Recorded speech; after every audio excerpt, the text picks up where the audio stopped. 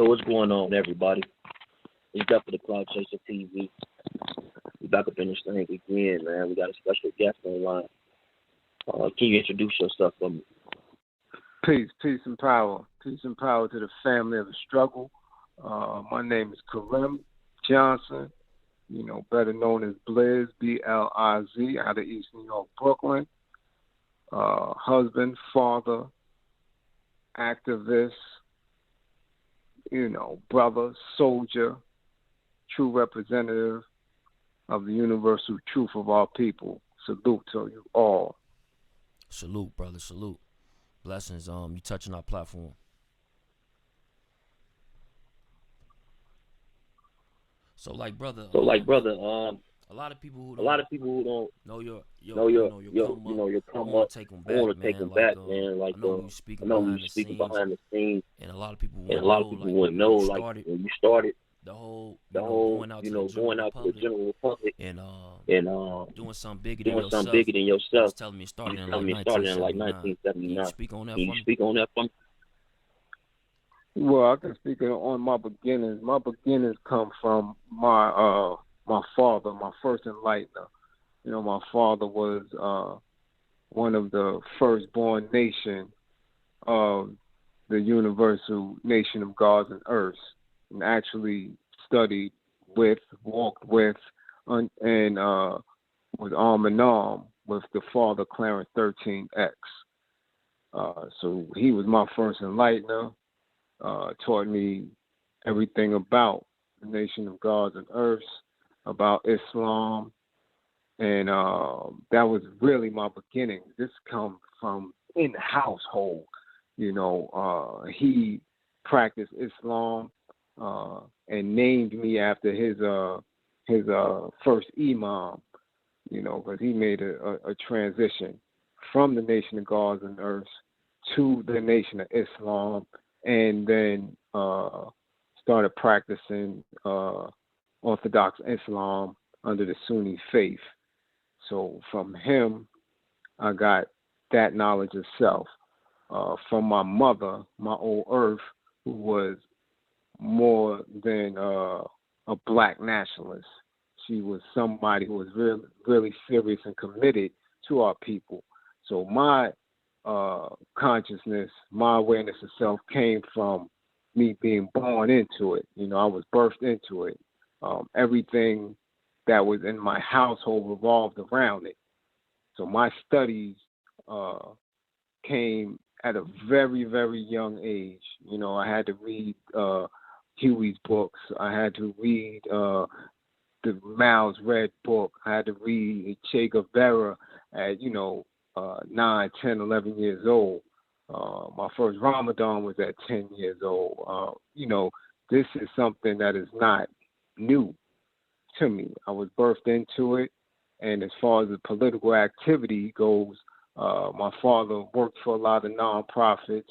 He ran summer youth programs, and he always helped on a campaign trail with any local and city government officials back in his day. My first walk with him in that realm came around 1979, 1980, as far as gathering signatures for petitions and handing out leaflets, when we were pushing for one of our first black elected congressmen of our district in East New York, Brooklyn. So, my studies go back that far.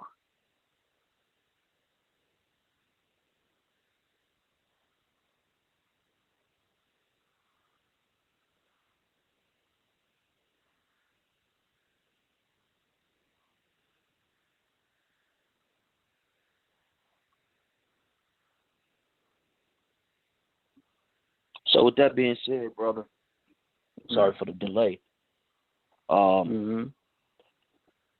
Now, when you coming up, what was some of like the hardships in the beginning? Well, the hardships in the beginning was just basically like with your whole mind state. My mind state was something that was more environmental. Like, I came up in a household, like I said, with my father, who was a great man, was very intelligent, but just like the father 13X, he was involved with, alcohol, drugs. He walked with the father, and the father introduced him, to drug use and things of that nature. So even with them being all wise and intelligent, they all had vices. So, while I was a child and up into my preteens, he held it in check. But once he fell a victim to, his alcoholism and things of that nature, and the environment that I was in, streetwise, which is one of the most dangerous places, dangerous sections in Brooklyn, I fell into the street. So the hardship became, just like anybody else, man. When your parents is falling off, you go through financial struggles. You're trying to figure out how your hero is falling off. It took a little mental strain, and I had to, for lack of a better term, man up. I didn't have any siblings until my little sister was born, but we took to the streets. It's not like our parents were absent or we didn't have father figures around. We talking New York City, late 70s, going into the early 80s, men around but not around. You could be present and not be present. So that was where the hardship came in, having a little bit of knowledge, a lot of courage, and no direction. Gotcha. Like, how did you address a lot of that? Once you start to see that it is a hardship, how did you address it in the beginning? Well, in the beginning, I was always, brought up to be respectable, loving in a home. It wasn't, no physical abuse in a home. It was something that was more, like I said, mental, financial, emotional. Once it really got to a critical stage finance-wise, you start looking to the street, man. You start seeing how dudes is coming up. This is, right at the cusp of hip-hop culture, and that being introduced and me being a part of the growth of that. You just, you take to the streets, especially in Brooklyn. We talking pre-crack era. So everything in Brooklyn was, we ran with older dudes or older guards. They was into robbing. They was into fighting. It was into things of that nature. That was your kind of rites of passage. You couldn't really come outside if you didn't have a knuckle game. So you wanted to be like these guys in the street. And that's what my struggle was. My struggle was not having a older brother, or older cousin or older, uncle to guide and navigate me through that. I was running with the older guards or, the older hard rocks in the street, and they, had me conditioned to be this, ultra aggressive person in the street.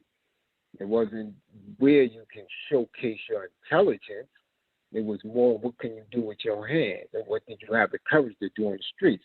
And that's where the struggle came in at, when, your father is falling off, but he's not of the street, Like I said, he was one of the intelligent people who kept a job, but had, vices. So that's the struggle when you're a young man coming up in, in the early 80s like that. No, definitely. So is that like, getting into like, a lot of people don't know that you help a lot of brothers, get back in tune with their kids and, figure out some things that, like, just like you found about yourself and find out about yourself is key. So like, moving forward, what was like some of the first way you started getting involved with that type of activity? Well, to fast forward through a lot of it, coming up in that, first steps of the hip-hop generation and things of that nature, and being a person who was always, in the front person. I was never a follower. You know, I picked up a lot of things on the way. You know, I also, graduated high school early, went to college, was boxing in the Golden Gloves. After I graduated high school, went to college for a year, fell back, and then went to the service. So once I came home from the service, I caught my first bid around Desert Storm. My thing was I'm not, trying to serve in no army and no wars. I was already conscious at that time. Ended up catching a bid and came home in the mix of when hip hop really started getting its money back on the East Coast, and I ran around managing groups, being security for groups, just kind of an all-around individual within that mix, and ran with a lot of the, platinum selling artists. But in the beginning, it was just, a lot of hype, a lot of promise behind them. I caught another bid because during that whole time, I was always in the street. I did my thing in school. I was always progressing, but in the streets, I was a hunter. I was a hunter of men. I had to get that money. I was raised as a stick-up kid, so that's what I did. But I always went back to my studies. I always read my Panthers books and my Panther newspaper or NOI newspapers, and going back to the days of the reels of Nation of Islam, listening to Elijah, Malcolm, Farrakhan, on the reels of real, not on cassettes, not on DVDs or CDs. They used to come out on reels of reels, the old tapes. Always maintain that type of knowledge itself. You want to always have that, because that's not going to leave you. That's what keeps you wanting to give back, right? That's your first duty as a civilized person, is to spread knowledge.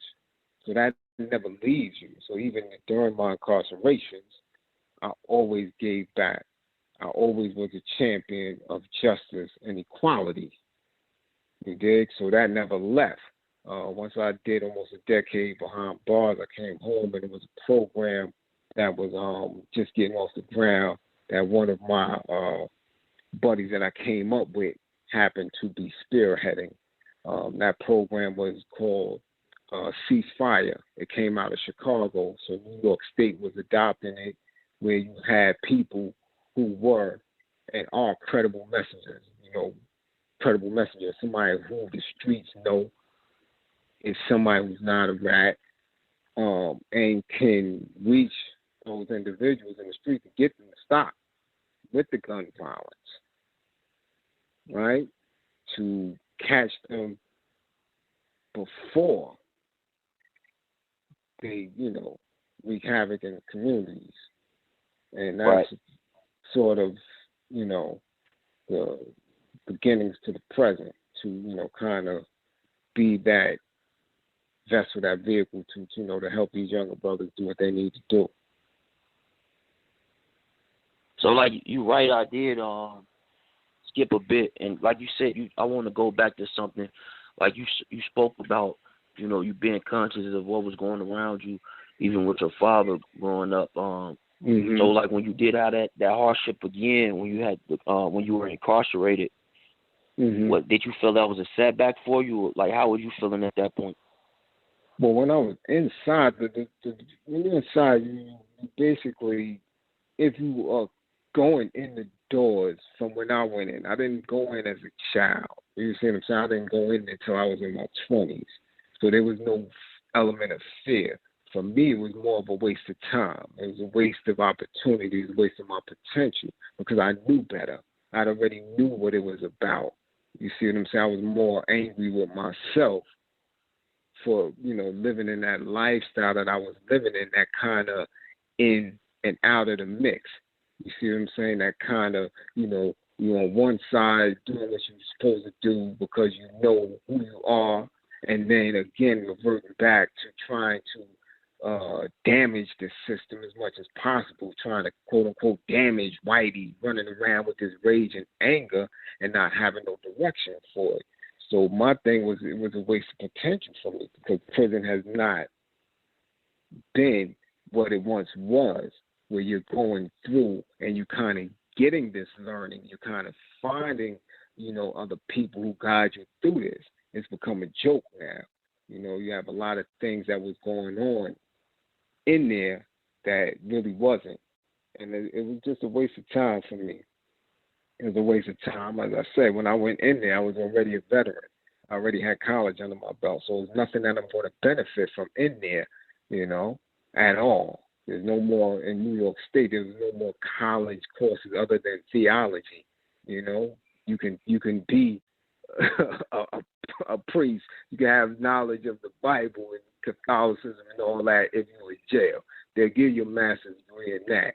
You understand what I'm saying? But they're not going to give you a master's degree in how to get that boot of depression up off you. You know what I'm saying? So that's what I studied while I was there. I sharpened my swords up in there, made sure I got all the old books, from my upbringing, and studied them intensely, and that was the main thing for me, knowing that I'm wasting my potential in here. You see what I'm saying? You're not getting nothing in there. As bad as you're doing in the street, you can be a homeless vagrant in the street and kick over a bag of money one day, and that could be your come up. You see what I'm saying? There's always a come up when you're outside in the street, no matter how bad you're doing. But in there, you ain't kicking over shit. You going to chow, and that's about it. Ain't nothing coming through. Nothing. You see what I'm saying? So it's a waste of potential. Now, you can utilize the time to your benefit if you do have a release date, but every day in there, you could lose your life first day. You see what I'm saying? There's nothing promised to you in there. So, I just utilize my books and utilize the time to put strategies together that I could utilize in there and that people could utilize in the street to keep us safe up out of harm's way while we're working towards our liberation. You see, so, I was, I took responsibility for my action, sat back, and let the cards play out. Gotcha, absolutely, man. Glad we got back to that part. Another thing, so going back to the ceasefire. Mm-hmm. So you getting involved in the ceasefire. What were some of the first things that you seen that this program is actually helping people? Well, the program was excellent. The way it was written out, the way we was, trained to do it, the way the brothers out of Chicago put it together and presented it. It's an excellent program. It had its flaws like anything else. You know what I'm saying? But on the face, the way they trained you to do it, if you stick to the model and do it the same way it was presented back then in 2010, it's very effective. But again, with programs like that, which are nonprofits and things like that, and funded by the government, either one, once they find out what you're doing, what you're actually doing, they're going to take away the funds. You see what I'm saying? You're dependent on that. Right. Or two, the program going to start getting tweaked into a point where it's ineffective. You understand what I'm saying? So, I worked it for 6 years, and we definitely, saved a lot of lives with it. We definitely saved a lot of lives with it. They saved a lot of lives in Chicago. They saved a lot of lives. It's an international program, so it works in almost every major city. So moving forward, I know we spoke behind the scenes in regards to you're not like feeling the nonprofit approach, and you kind of explained it just now, but can you get a little bit more into detail? Well, it is. Any program that you are working on its face it can be effective. I mean, it's not rocket science when people do research to needs in a community, right? You see a need, you want to help and engage, and you put something together, right? So now, when you're doing that, you're moving on that accord, and you're doing the work, you're doing the actual work, you can get a lot done.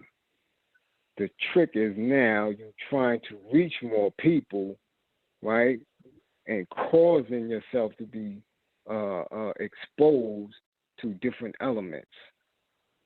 You dig what I'm saying? So now you're going about, okay, if I have more funds, I can get more work done, which is not always the case. The problem with any type of non-profit, it is, one, dependent on government funding. Either you're going to get government funding or you're going to get private funding. Private funding is scrutinized, right? Because now you have to have big numbers. So say you got a private corporation or a private individual, say a LeBron James, say an athlete, say an entertainer wants to give a certain amount of money to it, there's a whole mess of legalities that come with it.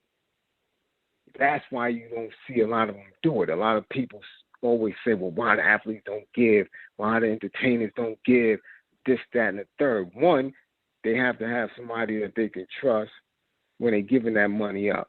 Somebody with a proven track record of doing the work. How does somebody prove that they're doing the work? They're actually out there doing it, right? So now they're compiling data, they're getting the work done, they got the people that they help, they moving. You dig what I'm saying? So now, okay, everybody's recognizing you as this. The government is coming in on it, straight up. Letting you know that right now. Because now you're occupying space. You got office spaces and things, paying rent. Your books are going to be open. Because once you start getting a certain amount of money, right, regardless if it's a non-profit or for-profit, your books got to be open. The government is coming to look. So a lot of athletes and entertainers don't like that extra eye on what they're doing. If they want to do something, they want to give from the heart and turn around and be like, okay, let it get done, and say that they gave. You did? No, I completely understand. So now, with that being said, I want to ask you a question. I want to stay right there. So, funding is definitely a big issue in the country's community. So, far as people actually maybe selling some of their services, are you against that? Depends on the service and depends on the price. You got to always understand something. We cannot utilize the strategies and the tactics of our oppressor to better ourselves and think that that's going to work. So that's not going to work. So now when you're saying providing a service, what is the service you're providing and how much of a value are you putting on that service if the service has to do with liberating our people, bringing them out of a certain condition?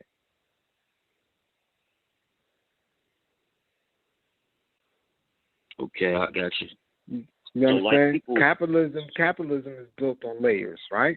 Mm-hmm. It's built on layers. And we know that capitalism, right, is the main funding stream for what people want to term as white supremacy. All right? So you got capitalism, you got foundations, corporations, you got legal tenders that pay into a system of white supremacy that we know is oppressing all of us. Right? So how can you take that system, those legal tenders, the tactics and the strategies that they use, put a black face on it, and think that that's okay? Right. That's simple to a duck. It's not okay. Right? You cannot replace one oppressor with another oppressor because of a color and think that they get a pass. But this is what they want, and this is what has been happening. They have been giving people passes because they're quote-unquote black. They have been giving organizations passes because they're quote-unquote black. Now we're at a state where they are giving people who they are called quote-unquote woke, quote-unquote aware of self, quote-unquote conscious, a pass to earn money off of the backs of poor people because they have become information merchants and say that they're doing the work.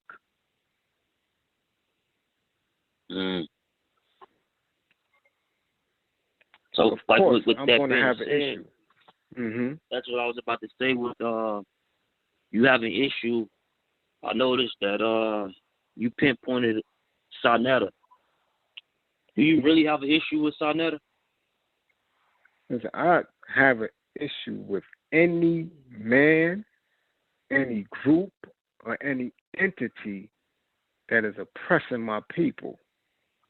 I don't know the man. I've seen him a few times. We have no interaction. Me doing what I do as far as recognizances and looking and gathering intelligence on who these people are. I've popped up at their events quietly, not bringing a bunch of my soldiers, and seeing them in the mix of others who they are supposed to have beef with and, issues with. I've seen them right across from each other. I ain't seen nothing come out, no fist being thrown, nobody, no busted lips, swollen eyes, nobody limping up out of the spot. So for me, that's a different language. They don't understand what I understand. If me and somebody has an issue, we're not going to occupy the same space and time. So personally, I don't know the man. I don't know any of them. But I'm telling you that from somebody who's in NYC, who's in New York, I'm watching how these guys are running around on social media and just creating another entertainment zone for people who are supposed to be conscious. That's an issue for me because our babies are watching and they are now believing that the conscious community and the woke community is a joke. Bad enough, conventional media always have us in a comical role. Anytime you see the brother in all black and militant, he's made the joke. He's the butt of the joke. You know what I'm saying? He's the one that's murdered quick, fast. He's the one not to be taken seriously. So now, when you have people with the actual knowledge of self and actual consciousness doing this on a stage, such as social media, you doing a discredit. You pushing us back. So of course there's going to be an issue. You see what I'm saying? But am I going to, allow them to elevate me to where, I'm going to put the war paint on? No, because I know and understand that sooner or later, you know what I'm saying, they're going to be a victim of their own truth. In order for me and mine to come out, I have to, really make a true assessment of how much of a danger they are to the greater community. Gotcha. So, I know, with celebrity and people having different platforms. I know, like Queenzflip. I know him. Even putting these guys on this platform, and even coming with the whole situation with the Malcolm X debate. Right. He said that more so, people like him are having that platform. I know that some people might take platforms like his, mine as jokes. Then when it comes to the conscious community, but right. He's saying that these kids still need these eyeballs seeing this type of material. What do you think about that? Well, I don't think brothers such as you, Queens, Gully, especially, Doggy Diamond, these are not platforms that are jokes. This is not a joke. You brothers are our new age leaders. You are the new age propaganda machines. It's not a joke. You people enlighten our babies every day. It's not a joke. I don't care if you talk about the entertainment industry for 6 or 7 shows. That show that you give people a dose of consciousness is very important. Because if you got 6, 7, 8, 9,000 listening, you do the numbers. All you need is 100, 150 individuals to take something from your show to heart and for them to move on it. So it's not a joke. It's not a game. Not for me, and not for anybody who really does the science to liberation process. You people, you men, you women who have these platforms are very, very important. The Panthers only had one propaganda machine. Malcolm had a propaganda machine the way he utilized the conventional media. But you guys are terrific. You get on this internet, this social media, this shit is global now. So it's not a joke. It's not a game. You're serious individuals here that's providing a damn good service to the community. You understand? That's the work. That's the work. So it's not a joke. So when Queens do it, you understand? When Death of the Cloud do it, when they say it, these kids are taking this shit to heart. They saying you must be truthful because they have them on their platform. So it's not funny. It's not a game.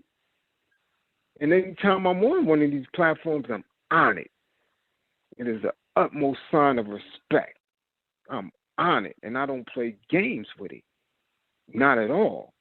So now when the babies are watching, whether they watching and listening tonight, or they watching and listening next week, or they watching and listening 3 or 4 years from now, this is a permanent stamp. So when we giving them jewels, you dig what I'm saying? We doing things that our people, that our elders couldn't do. Just imagine, I came up in the age where all we had were books. If you didn't get that book from a certain person, you never even seen it. There's still books that our youth have not seen yet. That I know is a basic standard principle when you're walking towards that light, when you need that liberation, when you're trying to follow that North Star. But if they could come on Death of the Cloud and get it just by pushing the button on their phone, come on. What's funny about that? I like the way that's well put. And ain't nothing funny about that. This ain't no game. And you're not a game. You understand? This is power. Right. So, like, I want to ask you a question, and this is like coming from a lot of your work and your experience. You working with fathers and getting them back together, as far as being around their kids and being a stand-up right. guy. What are some of the biggest obstacles that you see inside this community? Well, the biggest obstacles is women and men utilizing the system as a weapon. They weaponizing ACS or whatever titles you have in different cities to take their children away from each other. Whether it's valid or it's not valid, but it's being used as a weapon, and it's causing a lot of harm and hurt. Some of it is not repairable. You dig? So I see that, you know what I'm saying, as a something that we really have to get in check, because anybody nowadays can be a mandated reporter and just say anything and your kids could be taken away from you. You see what I'm saying?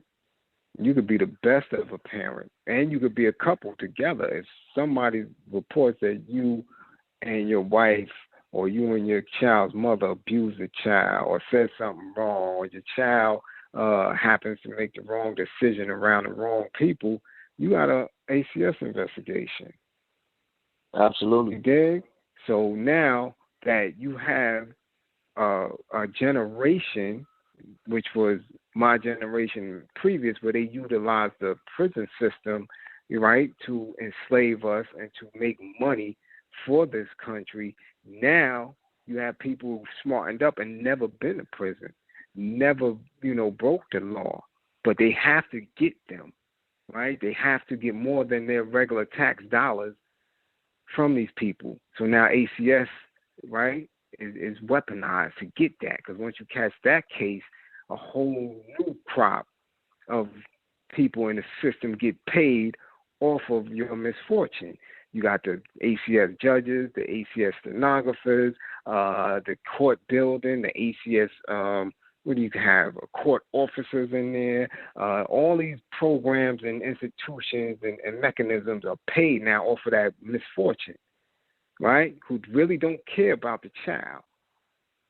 They just want to activate. Now, certain cases where you have, drug-addicted parents or, absentee parents and the kids are severely impoverished and things of that nature, okay, we need something in place to kind of bring the children up out of that. But now it's being utilized so much that, what can these people do? Because once you get caught up in it, it's not no 1, 2, 3 thing.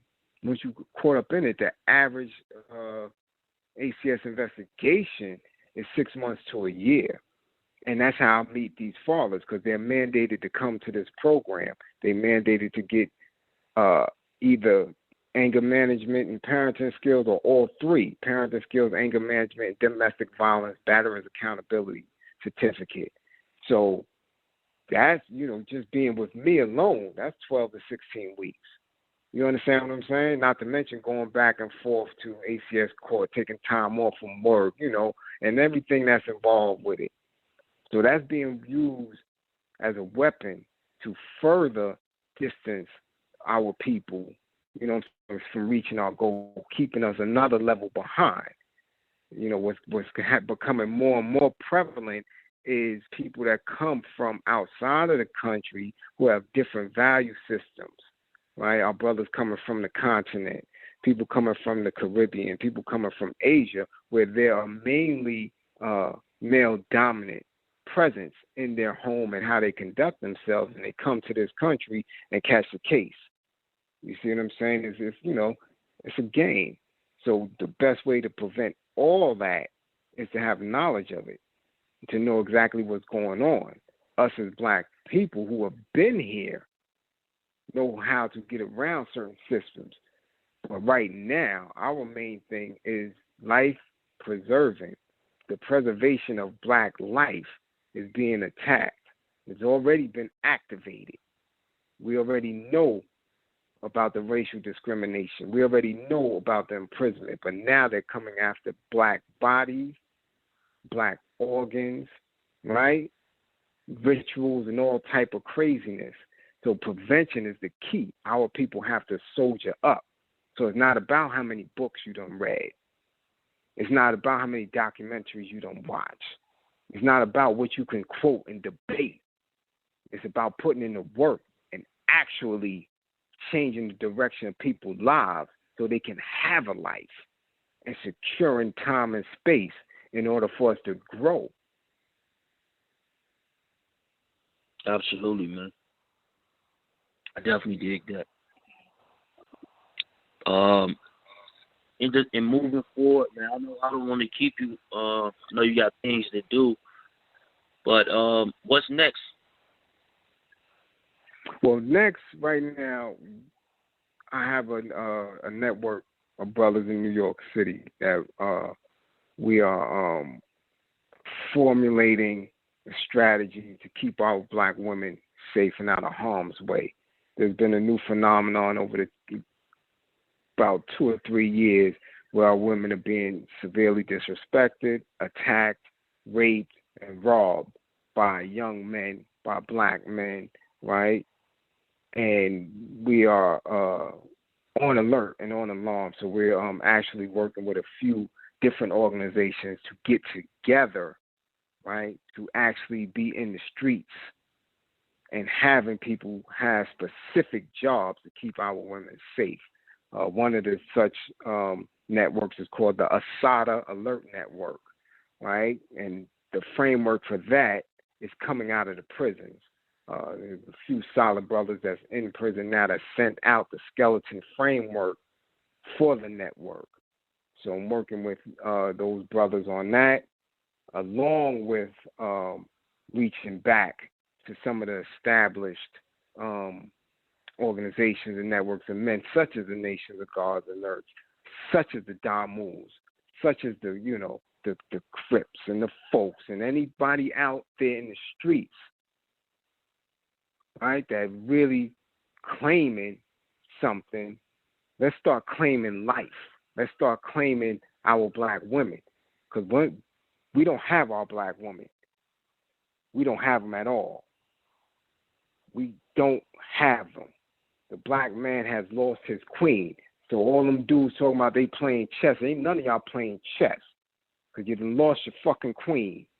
And I'm going to say it and say it loud. We don't have our queen. We don't employ her. We don't educate her. We don't protect her. We don't provide anything for her. The society does it. These people do it. And in order to get that queen back, we have to be able to have our own institutions to do that. At any time when you have another man saying to her, listen, I give you a 401k. I got health care for you. You see what I'm saying? You come sit down and work for me for 8 hours. I got this check for you. And after 25 years, I got retirement for you.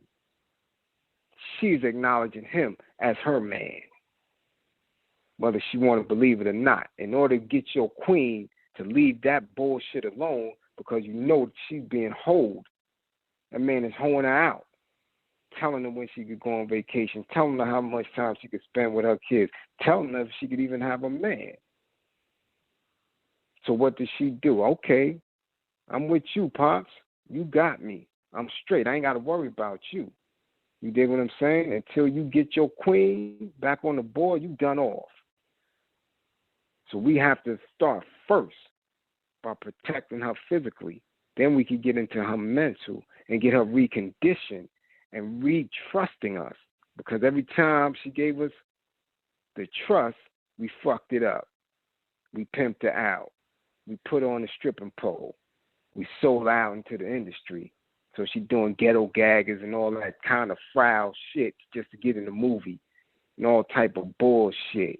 Or we beat her kids. Or she see us drunk on the corner all day, every day while she working for this dude. Fuck she need us for? So our main job is to get our queen back. And we can only do that if we could prove to her that we can protect her. Then we can start working on everything else. Absolutely.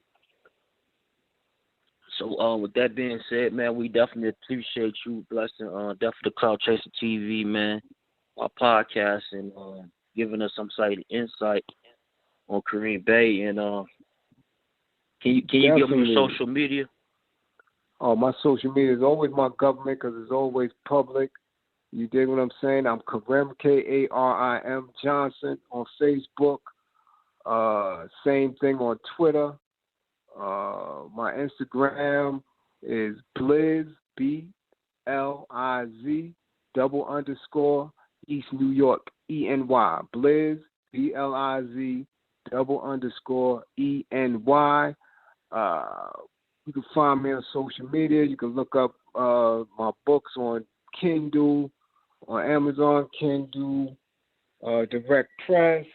You know, I'm all over. People have access to me.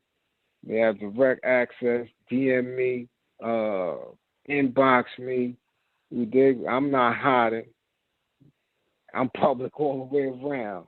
You dig? Because I know I'm only a vessel of the truth. I don't own it. I got to share it. Our babies is coming up, and we cannot leave for them what was left for us. You see what I'm saying? They left us institutions to enslave us, to miseducate us, to underemploy us.